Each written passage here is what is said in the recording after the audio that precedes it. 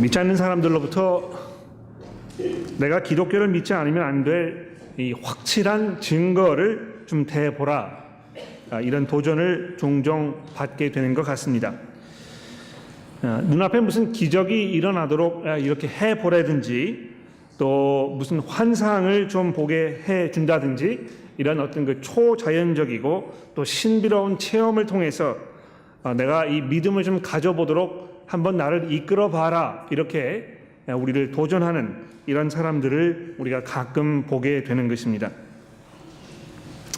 아마 여러분들도 그런 그 질문이나 이런 도전을 받아보신 적이 있을 겁니다. 도대체 뭘 믿는 것인지 내가 잘 모르겠고, 또 그런 믿음을 내가 어떻게 가질 수 있는지 그 길을 좀 분명하게 보여주면, 내가 반박할 수 없는 증거를 내 앞에 주면 내가 믿음을 가져보겠다고 이렇게 이야기하는, 어떤 면에서 약간 냉소적이고 그 조소적인 비웃음이 섞여 있는 그런 질문들을 우리가 가끔 받게 되는 것입니다. 근데 이런 도전을 받을 때 우리는 참 난감하고 막막함을 금할 수가 없습니다. 그런 그 사람들의 의심을 단칼에 날려버릴 수 있는 어떤 그 비장의 무기를 뽑아 들어가지고 그런 요구를 하는 이들의 입도 뻥끗 못하게 해주고 싶은데 말이죠, 우리에게는 그런 묘수가 없는 것 같이 느껴집니다. 그래서 앞뒤가 잘 맞지 않는 어떤 그 대답을 장황하게 늘어놓다가 결국에는 희지부지해버리는 그런 그 경우가 부지기수인 것입니다. 아마 그런 면에서 다음 주부터 저희가 진행하려고 하는 이 기독교 변증 코스는 우리 모두에게 매우 중요하고 또 유익한 시간이 될 거라고 제가 믿어 의심하지 않습니다. 온 교우 여러분들이 이 기회를 놓치지 마시고 어려운 질문들을 받았을 때 우리가 어떻게 대처할 것인가 잘 준비하는 그런 기회가 되시기를 바랍니다. 왜 하나님께서는 지금이라도 그 모습을 드러내셔서 사람들로 하여금 꼼짝없이 믿도록 그렇게 하지 않으시는가? 내가 믿겠다고 하는 사람들이 말하는데 왜 좀 그 모습을 이렇게 드러내지 않으시는지 몹시 답답하게 느껴지는 경우가 혹시 있지 않을까 모르겠습니다. 또 믿지 않는 분뿐만이 아니고요, 지금까지 신앙생활을 꾸준히 해온 내 자신도 그런 그 특별한 무엇인가를 겪어보면 정신이 번쩍 나서 신앙생활을 좀 더 내가 잘할 수 있게 되지 않을까 하는 그런 그 소원의 마음을 한 구석에 담아두고 계시는 분들도 꽤 많이 있다는 것을 제가 알고 있습니다. 그래서 무슨 특별한 체험이나 어떤 그 보다 짜릿하고 강렬한 메시지를 전하는 어떤 그 특별 강사 목사님들의 설교라든지 이런 것을 자꾸 찾아 나서고 기대하는 그런 성향을 우리가 보이게 되는 것입니다. 뭔가 좀 확실한 그런 증거를 내가 손에 잡을 수 있으면 좋으련만, 이런 그 안타까운 마음들이 사람들의 마음 가운데 많이 있는 것을 우리가 가끔 보게 되는 것입니다. 오늘 아침 우리가 읽어보게 되는 마태복음 12장의 이 말씀도 예수님 당시에 많은 바리새인들이 예수님에게 어떤 그 특별한 표적을 보여달라고 요구했던 그런 것을 우리가 읽어보게 됩니다. 유대인들도 이 표적 구하는 일을 아주 열성적으로 아마 했던 모양이에요. 그래서 이 고린도 전서에도 보게 되면 사도 바울이 이 헬라인들은 지식을 원하지만 또 유대인들은 어떤 그 표적을 구한다, 이렇게 이야기하지 않았습니까? 그런데 현대 사회가 그런 그 유대인들의 어떤 그 풍습을 그대로 따라가는 것 같습니다. 뭔가 확실하고 아주 분명하고 내가 이 믿을 수밖에 없도록 만드는 어떤 그 분명한 이 증거, 표적, 이런 것이 지금 우리에게 있으면 좋겠다. 그렇게 되면 내가 믿음을 갖게 되겠다. 이렇게 생각하게 된다는 것입니다. 우리가 그런 상황에서 무슨 이야기를 해줄 수 있을까? 우리가 이런 그 사람들의 요구를 어떻게 접근하고 우리가 어떤 생각을 가져야 할까? 이런 것을 조금 생각해 보는 것이 오늘 설교의 기본적인 그 목적이 되겠습니다.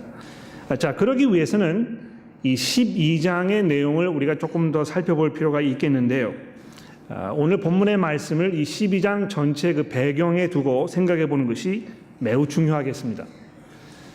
이것은 뭐 이 성경을 읽을 때뿐만이 아니고 어느 글을 읽을 때도 마찬가지입니다. 이 전체적인 것을 생략하고 어떤 특정한 부분에만 집중하게 되었을 때 10중 8구는 그 내용을 왜곡하거나 또는 오해하게 되는 상황이 벌어지기 마련입니다.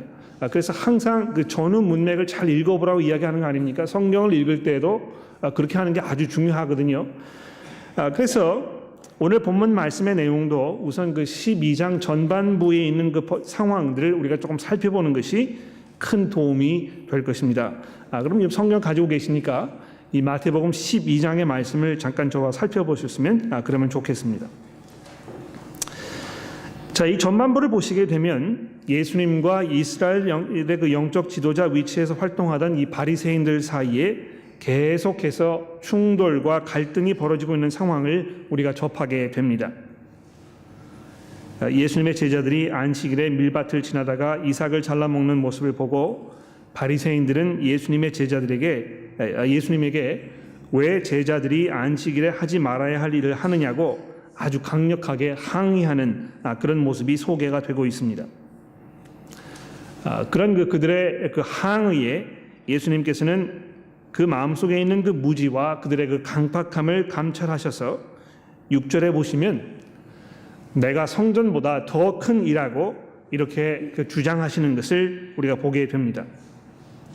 참 대단한 주장이 아닐 수 없습니다. 여러분, 이 성전하면 이스라엘 그 신앙의 가장 구심점이 되는 그 핵심적인 건물이었는데요.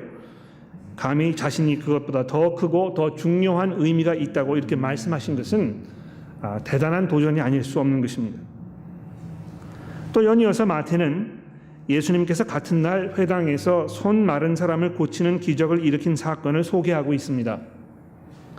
여기서도 마찬가지로 바리새인들은 예수님을 그 트집 잡으려고 대답하기 아주 애매한 질문을 만들어서 예수님을 곤경에 빠뜨리려고 한 상황을 설명하고 있지 않습니까?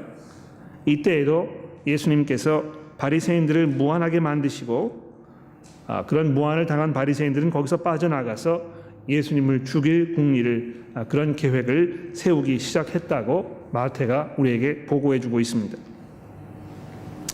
또 마지막으로 요나의 표적에 관한 말씀을 하시기 바로 직전에 예수께서 또다시 이 눈 멀고 말 못하는 사람을 고치는 그런 기적을 일으키셨는데요. 그 광경을 보고 있던 바리새인들이 예수님께서 이 귀신의 왕 바알세불의 힘을 빌려서 그 기적을 일으키는 것이라고 몰아세웁니다.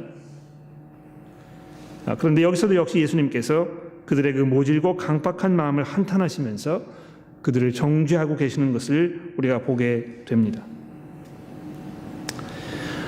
지금까지 이 마태복음 전체를 통해서 특히 이 12장 전반부를 통해서 예수님께서 해오셨던 여러 가지 그 일들, 그분의 말씀들, 이런 모든 것들은 바로 그분이 하나님의 아들이시고 이 세상에 하나님의 나라를 회복하시기 위해서 오셨다는 것을 아주 분명하게 드러내는 그런 표적임에 분명했습니다.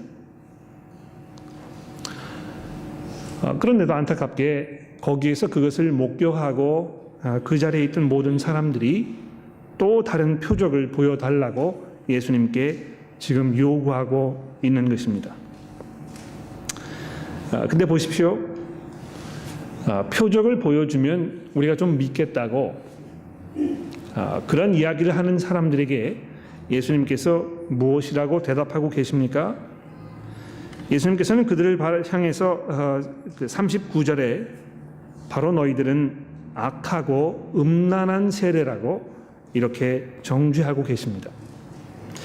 예수님께서 지금까지 계속 해오셨던 그런 말씀과 그분의 가르침과 그분의 그 행동과 그분의 일으키신 모든 일들, 이런 것을 보면서도 또 다른 어떤 표적을 구하는 그 사람들의 그 마음은 정말 하나님을 믿고 의지하고 그분을 알려고 하는 그런 그 진정한 마음에서 우러나는 그런 질문이 아니고 오히려 하나님의 아들로 이 땅에 오신 그 아들을 곤경에 빠뜨리려고 그분을 대항하는 그 유대인들의 마음인 것을 예수님께서 통찰하고 계셨던 것입니다.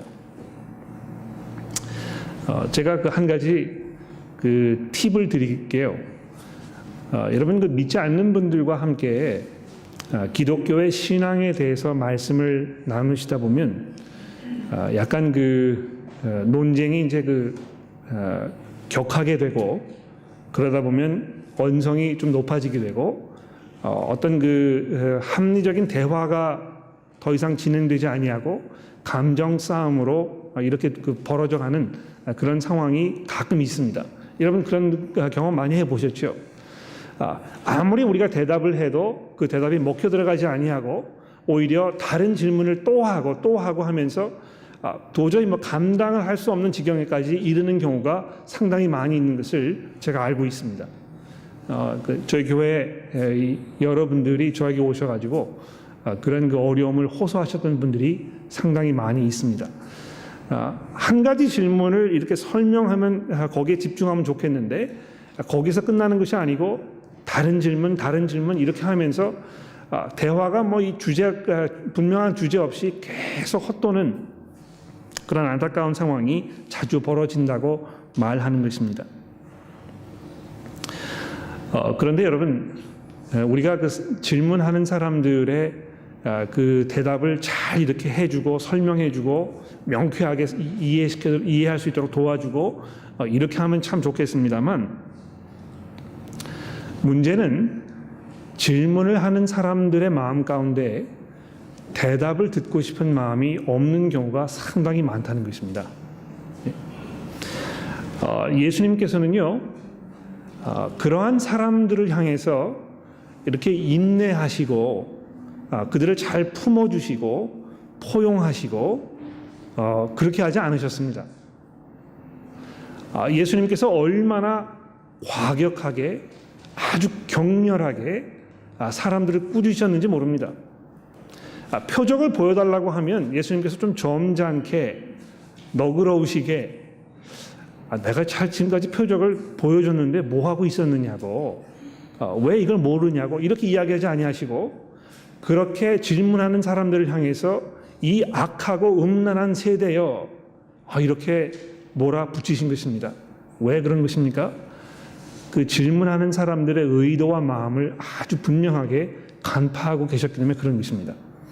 그래서 여러분들도 믿지 않는 분들과 함께 이렇게 대화를 나누시면서 대답하기 곤란한 그런 질문을 맞닥뜨리게 되셨을 때 물론 잘 준비를 해서 설명을 잘 할 수 있는 그런 작업을 잘 하시는 게 중요하겠습니다만 질문하는 사람의 의도가 무엇인지 잘 파악하는 것도 상당히 중요합니다.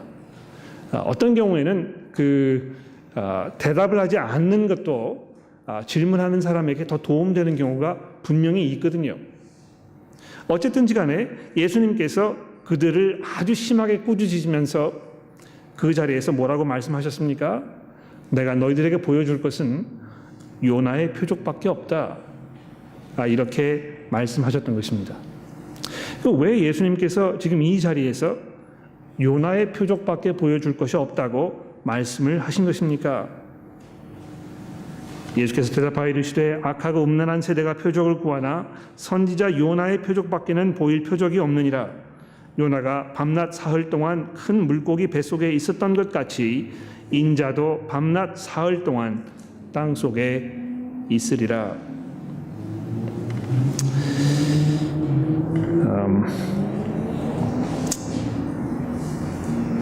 여러분 M4 프리웨이를 타고 이제 쭉 가시다가 보면 실버 워터 로드가 나오고 그 다음에 이제 제임스 루스 드라이브가 나오지 않습니까? 그 제임스 루스 드라이브를 놓치시면 상당히 오래 가셔야 그 다음에 이제 프리웨이를 빠져나가실 수가 있습니다. 근데 엑싯 사인을 놓치지 않게 하기 위해서 아주 큰 글씨로 여러 번 이렇게 이 워닝을 주고 있거든요. 이제 몇 킬로 남았습니다. 몇 킬로 있으면 오른쪽으로 왼쪽으로 여러분이 나가셔야 여러분 가시는 길을 갈 수 있습니다. 큰 표지판으로 준비가 표시가 되어 있는 것입니다. 그런데 그것을 놓치게 되면 그 다음에는 내가 가고 싶지 않은 길을 그냥 계속 가야 하는 그런 불상사가 여러 번 벌어지게 되는 것입니다. 제가 휴가 가기 전에 그런 일이 있었습니다. 그 아침 6시 반까지 그 제임스 루스 드라이브에 있는 어떤 곳을 제가 가야 하는 일이 있었는데요. 제가 거기를 뭐 수도 없이 다녔거든요. 눈 감고도 아마 갈 수 있을 거라 생각이 듭니다. 근데 제가 이제 그 실버워터 로드 엑싯을 지나가지고 이제 조금만 더 가면 제임스 루스 그 엑싯 사인이 나오는데요. 실버워터 로드 엑싯을 딱 지나가면서 제가 뒤로 거울을 보니까 경찰차가 이렇게 따라오고 있었습니다. 여러분 그 운전하시다가 경찰차 따라오면 갑자기 긴장하게 되죠. 예? 뭐 잘못하지 않았는데도 내가 잘못한 것처럼 이렇게 느껴지게 된단 말입니다.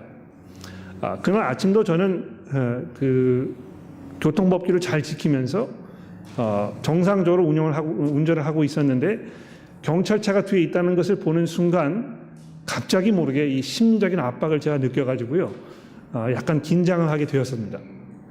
그러면서 그냥 계속 운전을 해 나간 거예요. 근데 그 제임스 루스 드라이브 엑싯 사인을 놓친 것도 제가 인식을 하지 못했습니다. 계속 가다 보니까 이상하다. 공사를 했나? 길이 바뀌었나? 이렇게 하면서 그 M7 장천까지 제가 가게 됐거든요.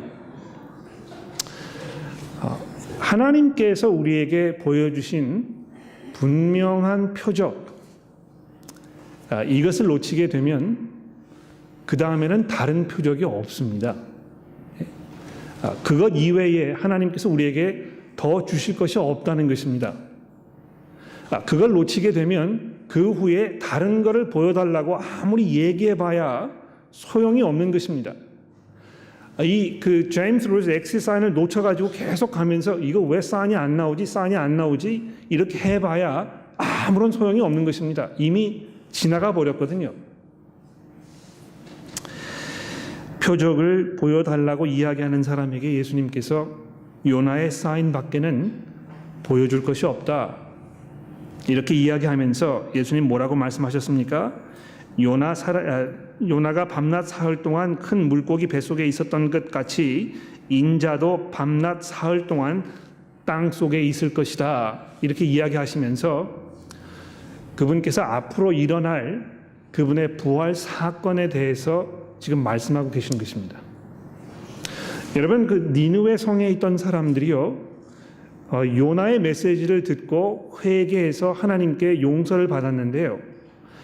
그 요나서에는 이게 설명이 되어 있지 않습니다만 니느웨 사람들이 요나의 그 메시지를 듣고 회개할 수 있었던 것은 요나가 죽은 자 가운데서 부활한 것과 같은 그런 상황 속에서 온 선지자였기 때문에 그들이 그 음성을 들었다고 예수님 말씀하신 것입니다. 여러분 그 주중에 성경 공부를 하셨을 때 아마 누가복음에 있는 말씀을 잠시 살펴보셨을 텐데요. 누가복음 11장에 보면 누가가 똑같은 상황을 우리에게 이렇게 설명합니다. 11장 29절인데요. 무리가 모였을 때 예수께서 말씀하시되 이 세대는 악한 세대라 표적을 구하되 요나의 표적밖에는 보일 표적이 없나니 요나가 니느웨 사람들에게 표적이 됨과 같이 인자도 이 세대에 그러하리라. 여러분, 요나가요 니느웨 사람들에게 표적이 되었다는 것입니다. 무슨 표적을 지금 이야기하는 것입니까? 그가 물고기 뱃속에 들어가가지고 죽은 것과 거의 똑같은 상황에 있었지만 하나님의 은혜로 인해서 그가 살리심을 받아가지고 거듭난 삶을 살게 되었던 그 요나의 그 모습, 그것이 니느웨 사람들에게 표적이 되었다는 것입니다. 그래서 죽은 자 가운데서 부활해서 살아난 그 사람의 메시지를 잘 들었기 때문에 니느웨 사람들이 회개할 수 있었다는 것이죠. 그러면서 예수님께서 암시적으로 그 자리에서 표적을 구하던 유대인들에게 장차 나타날 하나님의 이 표적에 대해서 지금 말씀하고 계시는 것입니다.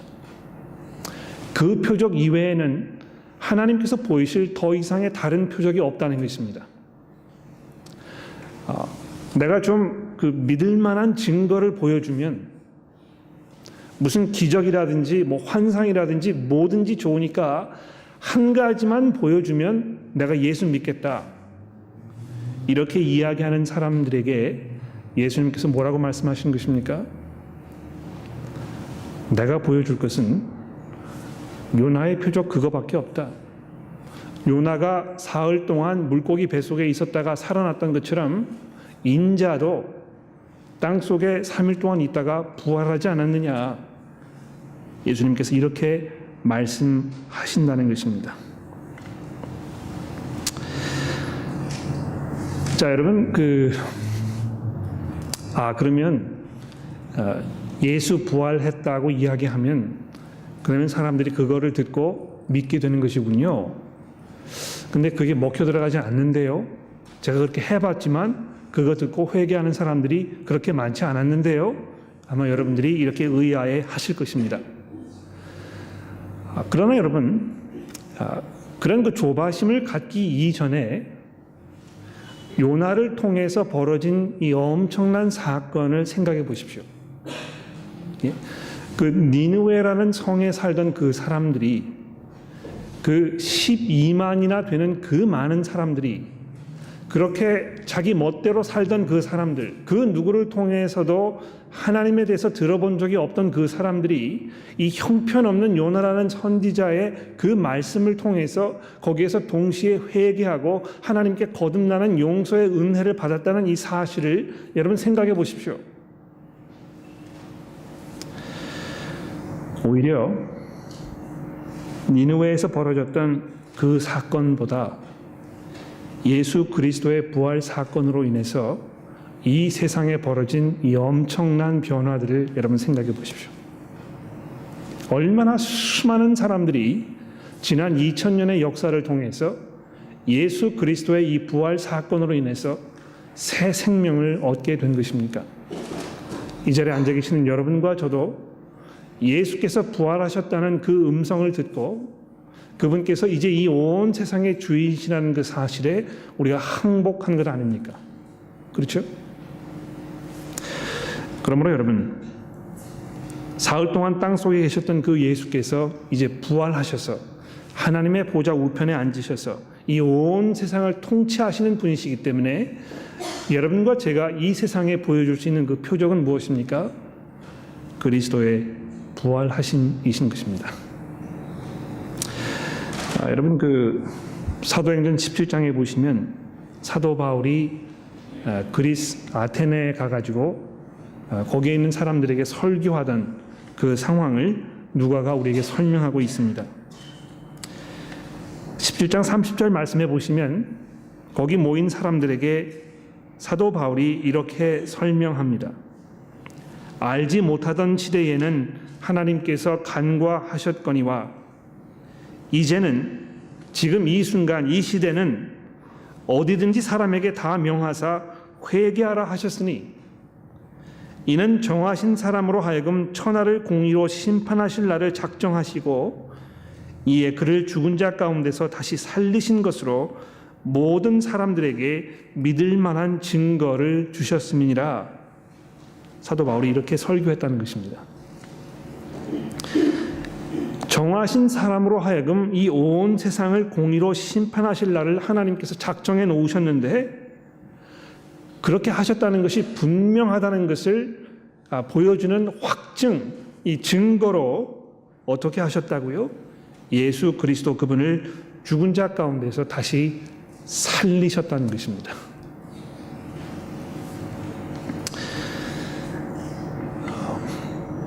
예수 그리스도의 그 무덤이 존재하지 않는다는 것, 여러분 잘 생각해 보시면 아주 이상한 일입니다.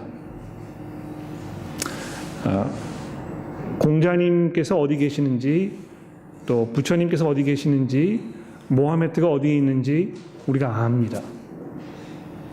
아주 그 유명한 사람들, 이 세상에 혁혁한 공적을 남겼던 사람들이 어디 묻혀 있는지 대부분 압니다.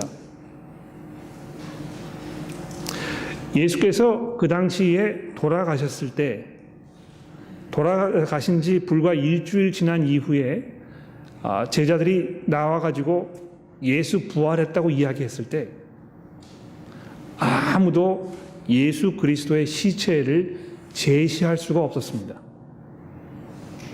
사라져버린 것입니다. 혹 사람들은 생각하기를 그거 뭐 간단하지.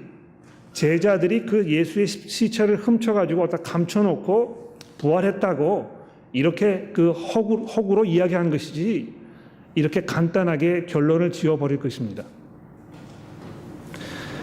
그러나 제자들이 예수께서 부활하지 않았는데도 불구하고 이렇게 허구로 만들어내서 이야기를 해놓고 거기에 자기의 목숨을 걸었을까요? 여러분, 이것이 말짱 거짓말이라는 것을 내가 분명히 알면서도 내가 그것을 마치 진리인 것처럼 생각하면서 거기에 여러분이 가진 모든 것들을 다 거시겠습니까? 여러분, 세상의 만사가요 그렇지 않습니다. 무엇이든지 진리가 아닌 것, 거기 일말에 그 거짓이 있다면 그것은 분명히 드러나게 되어 있습니다. 특히 예수 그리스도의 부활 사건과 같처럼 그런 엄청난 사건이면 누군가 분명히 어느 시점에서 실토를 했을 것입니다. 그렇지 않습니까? 목에 칼에 목이 들어왔을 때 솔직히 이야기하지 아니하면, 진리를 얘기하지 아니면, 실토하지 아니하면 너 이제 목숨을 잃을 테니까 결정해. 이런 순간이 왔을 때 실은요, 예수께서 부활하신 것이 아니고 우리가 밤에 몰래 가서 그걸 훔쳐다가 감추어 둔 것입니다. 이렇게 실토하지 않았겠습니까? 그러나 그분이 부활하셨기 때문에 지금 어디에도 그분의 무덤은 존재하지 않습니다. 무엇보다도 그 자리에서 그 광경을 목격하고 부활하신 예수를 만났던 그 목격자들의 분명한 생생한 증언들이 지금까지 우리에게 전해온 것입니다. 그렇습니다. 예수 그리스도 그분, 그리고 그분의 부활 사건, 이것보다 더 중요하고 더 엄청난 사건은 이 세상에 존재하지 않습니다. 그래서 예수님께서도 이 요나의 표적에 대해서 이야기하시면서 또 뭐라고 얘기하셨습니까? 요나보다 더 큰 이가 여기 있다. 솔로몬보다 더 큰 이가 여기 있다. 이렇게 말씀하신 것입니다. 여러분, 우리가 믿지 않는 사람들에게 기독교의 신앙을 소개할 때 예수 그리스도의 부활 사건이 핵심적으로 소개되어야 합니다. 성경이 여러분과 저를 그 방향으로 인도하고 있거든요. 그래서 우리 믿지 않는 사람들과 대화를 나눌 때 내가 믿는 바는 예수 그리스도 그분께서 우리를 위해 죽으시고 3일 만에 부활하셔서 지금도 살아계시고 이 온 세상의 주인이시라고 이렇게 우리가 전해야 한다는 것입니다. 그런데 여러분과 저는 그게 과연 먹혀 들어갈까? 그것만 가지고는 부족한 것 같은데 거기다가 무슨 조미료를 좀 더 쳐야 되지 않는가? 사람들의 관심을 끌기 위해서 조금 더 메시지를 사람들에게 잘 먹혀 들어가도록 우리가 어떻게 해야 되는 거 아닌가? 이런 생각을 자꾸 갖게 되는 것입니다. 그래서 교회에서도 복음 전하는 그 일 이외에 여러 가지 다른 방법으로 사람들을 교회로 나올 수 있도록 하는 그런 다양한 프로그램들을 자꾸 생각해내는 것입니다. 그러나 요나의 표적 이외에는 내가 너희에게 보여줄 것이 없다고 이야기하셨던 예수 그리스도의 그 말씀을 잘 기억해 보십시오. 여러분과 저에게는요, 그것 이외에 하나님께로부터 오는 다른 무엇이 없는 것입니다. 그거를 놓치게 되면 그 다음에는 계속 갈 수밖에 없는 것입니다. 여러분, 혹시 이 자리에 아직 기독교의 신앙을 가지고 계시지 않거나 또 내가 하나님의 사람이라고 이렇게 고백하기 어려운 분들이 계시다면 제발 제 말을 잘 들어보십시오. 예수 그리스도 이분께서 죽은 자 가운데서 부활하신 것이 사실이라면, 그러면 우리는 그냥 지금까지 살아온 대로 우리의 삶을 그냥 계속 살아갈 수 없습니다. 누군가 죽은 자 가운데서 부활했다면, 그래서 그분이 이 세상 저편에 무엇이 있는지 우리에게 알려줄 수 있는 분이라면 그분의 말씀을 들어야 할 것입니다. 그분을 아주 심각하게 받아들여야 할 것입니다. 그분 앞에 나아가서 그분에게 우리의 삶을 넘겨드리고 그분의 인도를 받는 것이 마땅할 것입니다. 여러분, 기회를 놓치지 마시고 그리스도께 돌아서십시오. 그분께서 부활하셨기 때문에 이제 이 온 세상의 주인이신 것입니다. 그분이 온 세상의 주인이시기 때문에 바로 여러분과 저의 주인이시기로 하신 것입니다. 기도하겠습니다.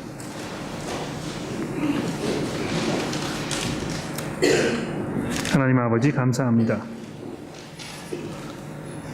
하나님께서 하나님의 아들이신 예수 그리스도를 죽은 자 가운데 남겨두지 아니하시고 그분을 불러 일으켜 세우셔서 이제 온 세상의 주인으로 삼으신 것을 기억합니다.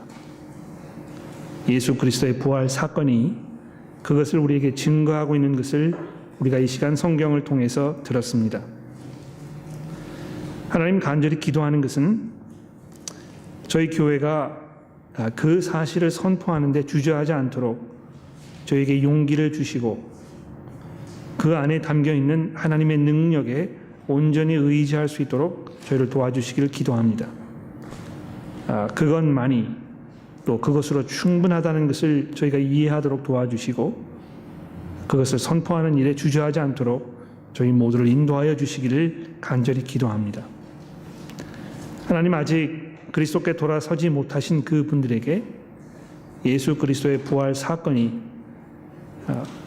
꼭 결정을 내려야 할 중대한 사건임을 이해하도록 도와주시고 부활하신 예수께서 성령의 능력으로 그분들을 찾아가셔서 그 마음을 돌이켜 주시고 그리스도께 무릎을 꿇으실 수 있도록 하나님, 저희가 이 시간 간절히 기도합니다.